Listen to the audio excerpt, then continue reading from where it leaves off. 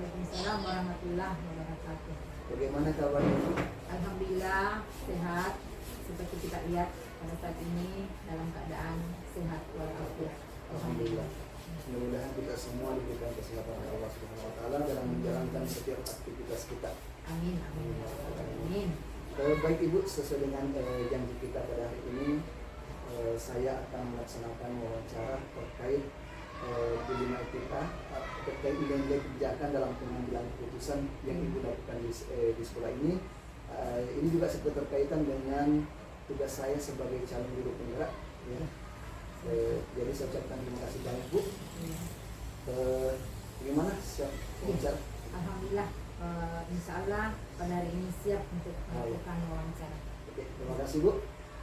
Baik, untuk pertanyaan pertama Bu, bagaimana Ibu dalam dapat mengidentifikasi kasus-kasus yang merupakan dilema etika dan kebutuhan moral? Dalam hal ini mengidentifikasi kasus-kasus kehidupan moral atau dilema etika yang ada di sekolah, tentu saja kita mengamati dulu terlebih dahulu apakah kasus tersebut betul terjadi. Kemudian setelah itu kita mengecek kebenaran daripada kasus tersebut. Apabila memang ada, maka kita akan mencari solusi atau jalannya untuk menyelesaikan masalah tersebut. Seperti itu. Baik, pertanyaan selanjutnya, bagaimana Ibu selama ini menjalankan pengambilan keputusan di sekolah, terutama untuk kasus-kasus di mana ada dua kepentingan yang sama-sama benar atau sama-sama mengandung nilai-nilai kebajikan? Dalam hal ini, apabila kasus tersebut sama-sama benar, maka tentu kita akan melihat daripada kepentingan itu apakah semata-mata untuk kepentingan pribadi atau individu, ataukah itu untuk kepentingan semua warga yang ada. Misalnya di sekolah, kepentingannya sama-sama, tapi kita lihat manfaatnya untuk apakah untuk diri pribadi, individu, ataukah untuk semua warga yang ada di sekolah. Termasuk juga dalam hal ini dampaknya, apakah berdampak untuk peningkatan dan masa depan daripada sekolah kita. Seperti itu. Intinya individu dengan orang banyak. Terus langkah-langkah atau prosedur seperti apa yang bisa Ibu lakukan selama ini? Biasanya tentu kita mengecek terlebih dahulu kebenaran daripada kasus tersebut. Kemudian kita melihat siapa-siapakah yang terkait di dalamnya, apakah ada pihak-pihak tertentu yang terkait di dalamnya. Kemudian setelah itu kita duduk bersama dengan teman-teman guru, atau katakanlah kita berdiskusikan bersama dengan dewan guru untuk menyelesaikan kasus-kasus tersebut. Apalagi untuk menyangkut kepentingan secara umum, kemudian kita mengambil keputusan. Selanjutnya apabila itu berkaitan dengan tugas pribadi, maka tentu akan saya putuskan secara sendiri dengan mempertimbangkan baik buruknya atau dampak daripada kepentingan tersebut, serta kita tetap memperhatikan aturan-aturan yang berlaku. Jadi tetap diperhatikan semua aturan yang berlaku. Untuk ini, hal-hal apa saja yang selama ini Ibu anggap efektif dalam pengambilan keputusan pada kasus-kasus dilema etika itu? Yang saya anggap efektif itu adalah dengan tentu saja kita harus melihat dulu akar permasalahan dari akar permasalahannya. Kemudian selanjutnya bertanya atau mengecek kepada pihak-pihak tertentu.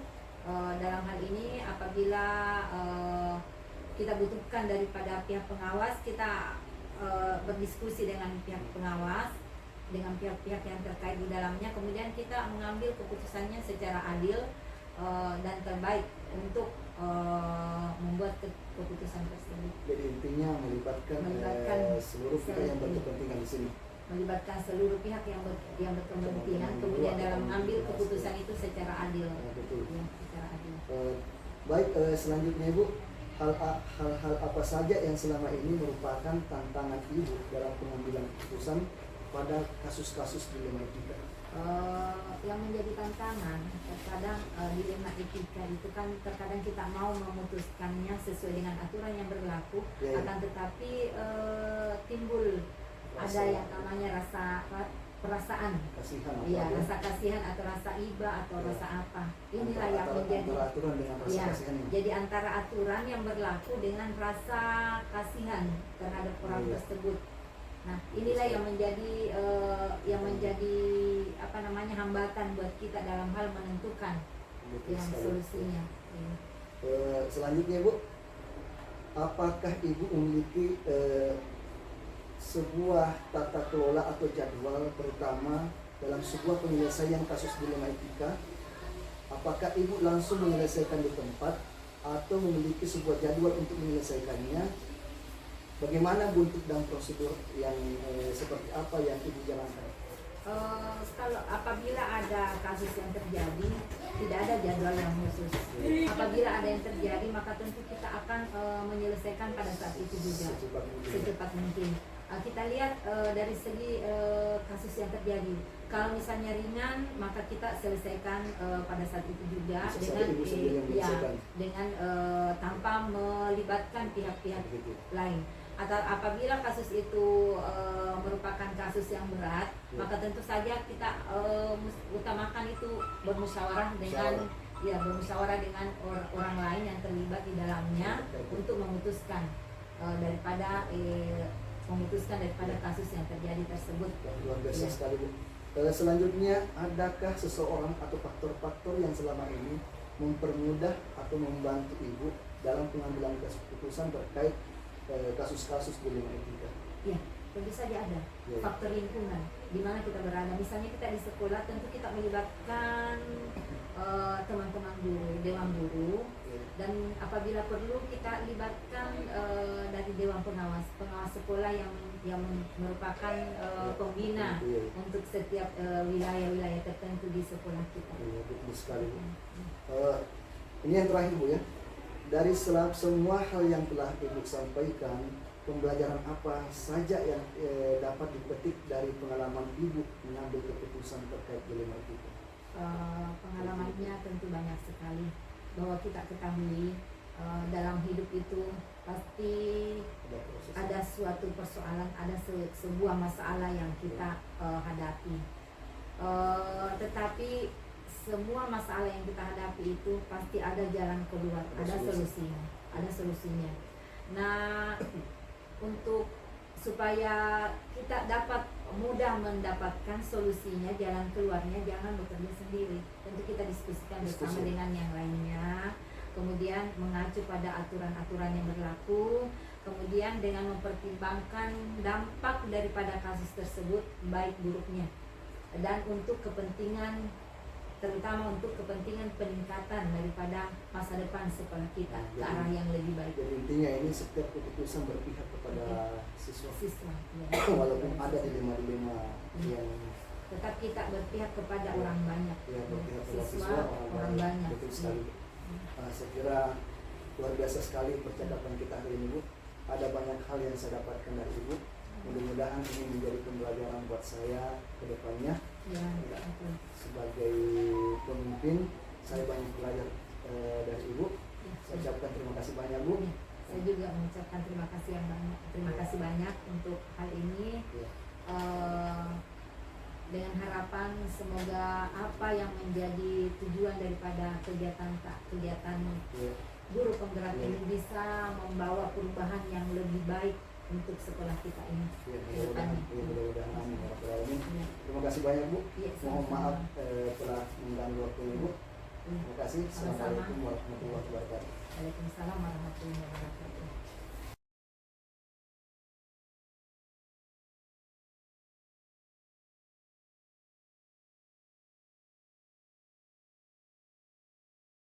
Assalamualaikum warahmatullahi wabarakatuh Pak Ridwan. Waalaikumsalam warahmatullahi wabarakatuh. Bagaimana kabarnya hari ini Pak Ridwan? Alhamdulillah kabarnya baik Pak. Alhamdulillah. Sebelumnya saya mengucapkan terima kasih Pak Ridwan atas kesediaan Pak Ridwan untuk melakukan menerima saya untuk mewawancarai Bapak terkait pengambilan keputusan yang Bapak lakukan di sekolah ini. Jadi saya juga secara pribadi Pak mengucapkan terima kasih banyak atas kunjungannya dan saya senang berbagi pada kesempatan ini. Ya, terima kasih banyak Pak.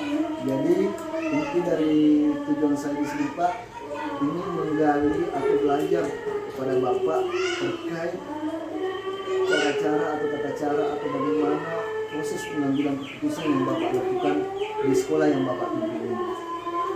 Silakan. Baik. Adapun yang menjadi pertanyaan saya Pak, yang pertama itu bagaimana cara Bapak mengidentifikasi kasus-kasus yang sifatnya dilema etika atau keburukan moral. Iya. Jadi di sini Pak, kadang kita menghadapi kasus ini dilema etika, ini keburukan moral. Jadi bagaimana Bapak mengidentifikasinya?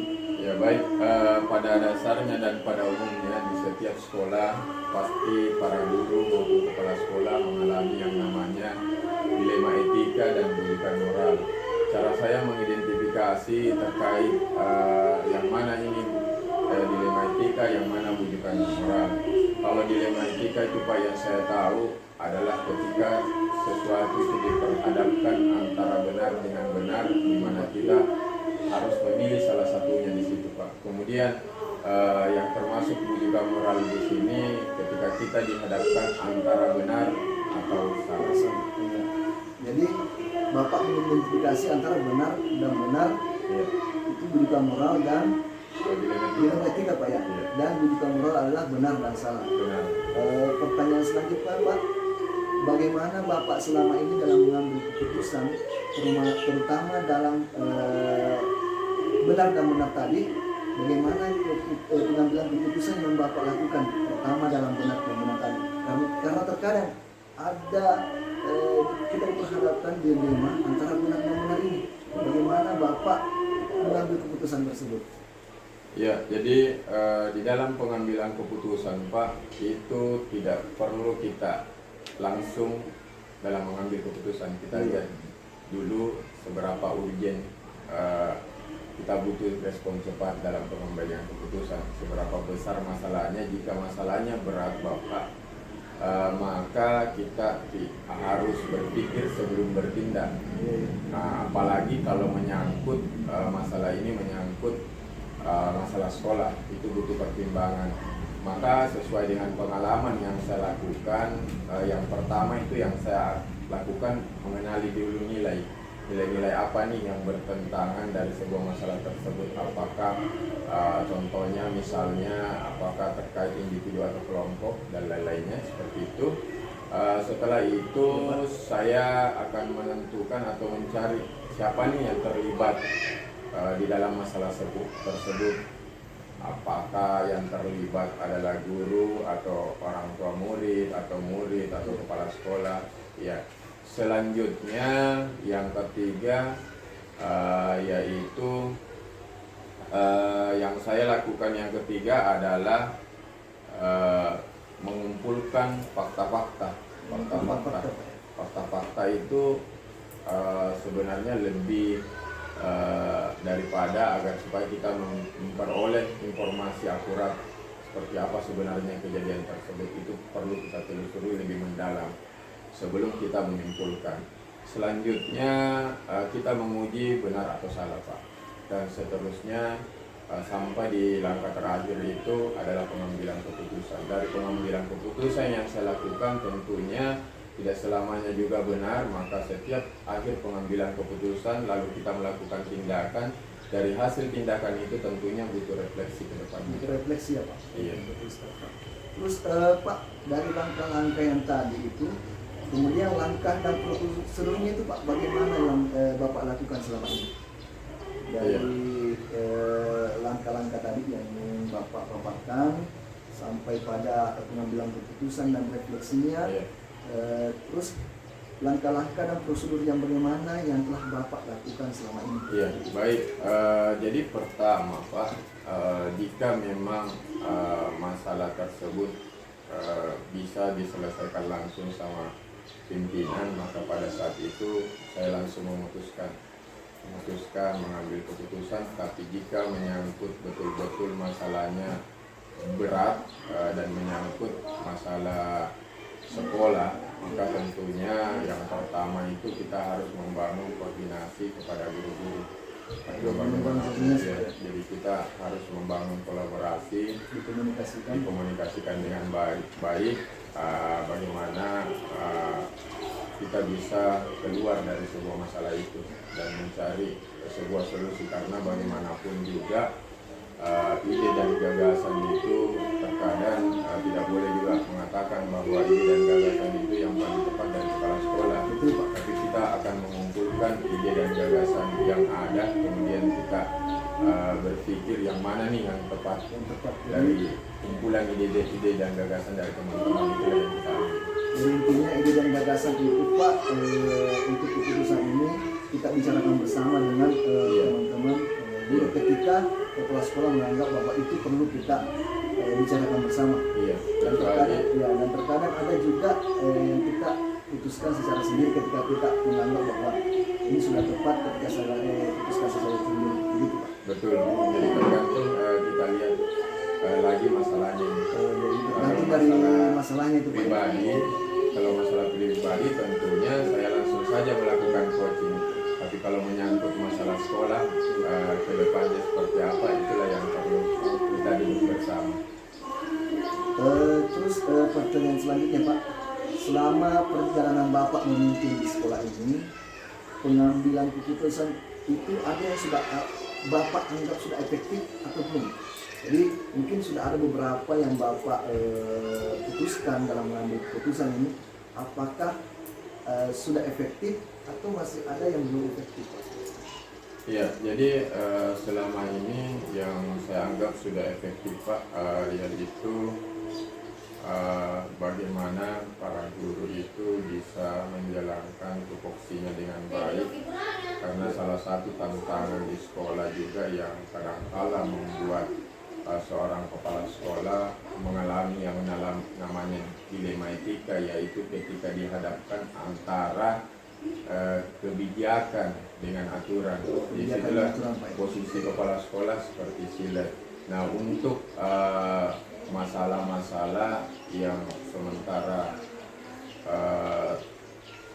dalam proses kami upayakan Pak, jujur di sekolah kami itu yang menjadi pusat perhatian kami itu adalah jumlah siswa. Di sekolah ini Pak, jumlah siswanya sekitar 50 orang lebih. Sementara di daerah sekolah ini Pak, ada juga sekolah lain. Jadi di situ tantangannya Pak? Tantangannya juga di situ dalam mempengaruhi jumlah siswa. Setelah saya cross check dengan informasi beberapa guru, ternyata di sekolah dekat dari sekolah kami itu memiliki PAUD, dan inilah yang selalu dikeluhkan oleh para guru, menjadi katanya faktor penyebab sehingga jumlah siswa berkurang. Tetapi di dalam pengambilan keputusan itu saya harus berpikir aset Pak, bahwa saya memiliki aset di sekolah yang besar, karena bagaimanapun di sekolah itu ada 4 guru penggeraknya. Nah, walaupun di sekolah kami ini tidak memiliki TK, dan yang menjadi dilema juga Pak, itu tidak akan mungkin juga kami membangun karena dana kami minim, kecuali ditopang oleh bantuan. Nah, tetapi di dalam pengambilan keputusan itu yang perlu saya prioritaskan adalah bagaimana kualitas sekolah ini, pelayanan sekolah ini bisa optimal sehingga mengundang daya tarik bagi para murid. Tetapi kesemuanya ini Pak, untuk menguji keberhasilannya masih butuh proses ke depannya. Seperti itu. Jadi mengoptimalkan pelayanan Pak ya? Pelayanan, betul. Terus ini Pak, tantangan Pak. Tantangan dalam mengambil keputusan itu kan ada dilema etika Pak. Iya. Dari pengambilan keputusan itu tadi Pak, dilema etika apa yang Bapak alami selama ini? Iya, jadi sudah ada beberapa kasus atau ada beberapa dilema etika yang Bapak ini tantangannya seperti apa itu? Iya, jadi tantangannya memang Pak sangat terasa sekali seperti yang saya sampaikan sekali Pak.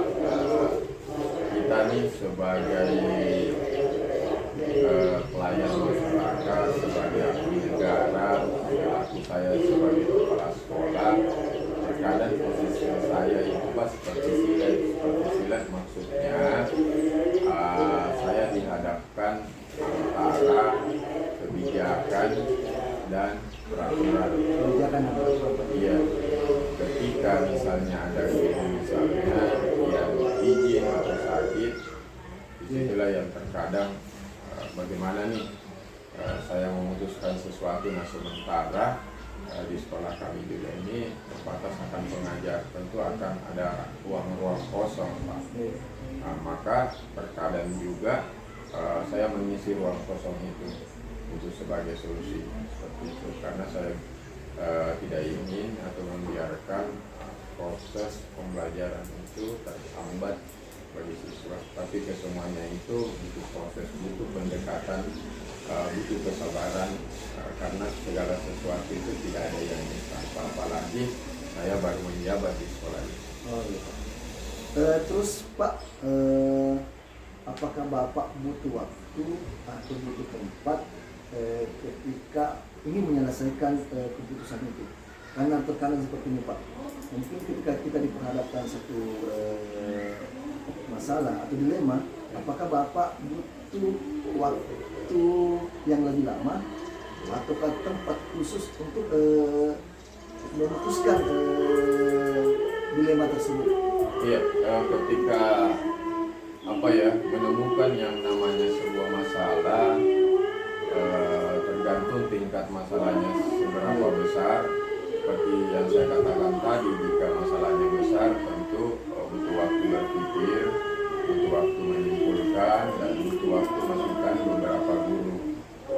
Tetapi dalam terkait masalah tempat Pak, ini bukan menjadi pokok permasalahan bagi kami. Yang paling kami butuhkan di sini adalah bagaimana pimpinan saya, Ines, para pengawas dan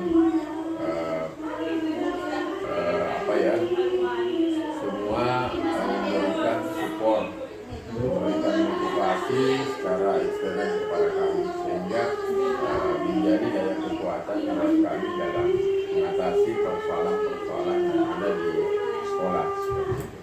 Jadi intinya tergantung dari situasi dan kondisi dari permasalahan itu tersebut untuk mengambil keputusan Pak.